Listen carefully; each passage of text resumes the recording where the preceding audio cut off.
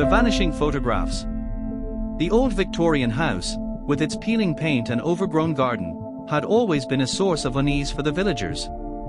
They called it, and quote, their house of whispers, and quote, for the strange sounds that seemed to emanate from its depths, the creaking of floorboards, the clatter of unseen objects, and the occasional, chilling moan. When the eccentric Professor Alastair Croft moved into their house, the villagers watched with a mixture of curiosity and trepidation. Professor Croft, a renowned photographer, was known for his eccentric nature and his obsession with capturing the essence of the supernatural. He spent his days exploring their house, his camera clicking incessantly. He would emerge, his face pale and drawn, clutching a stack of photographs. But these were no ordinary photographs. They depicted scenes that defied logic, ghostly figures lurking in the shadows, objects shifting inexplicably, and faces contorted in expressions of unimaginable terror. The villagers, initially intrigued, soon grew wary. The professor, they felt, was disturbing something ancient, something malevolent. Their unease grew when photographs began to vanish from the professor and #039's collection. First, a few, then more and more, disappearing without a trace. One evening, the professor, his face etched with fear, burst into the village square.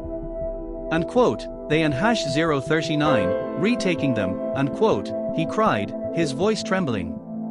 And quote, the spirits, they and #039, retaking my photographs, and quote. The villagers, initially hesitant, were finally convinced.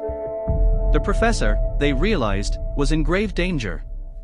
A search party was formed, and they ventured into the House of Whispers, their torches casting long, dancing shadows. Inside, the house was eerily silent. Dust lay thick on the furniture, cobwebs draped across the walls. The professor and #039's studio, however, was in disarray.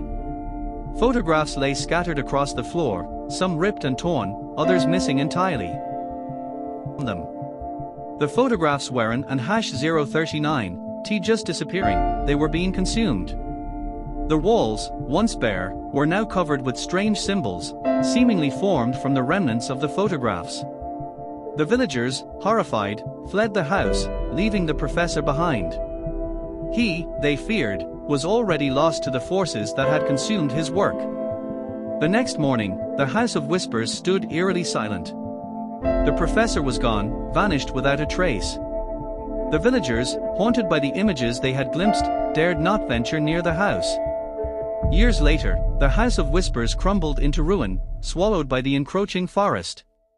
But the villagers never forgot the chilling events, the vanishing photographs, and the fate of the eccentric professor.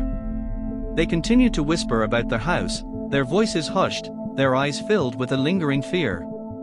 This story explores the themes of obsession, the supernatural, and the dangers of delving into the unknown. It focuses on the psychological impact of the events on the villagers, their growing fear and the lingering unease that continues to haunt them.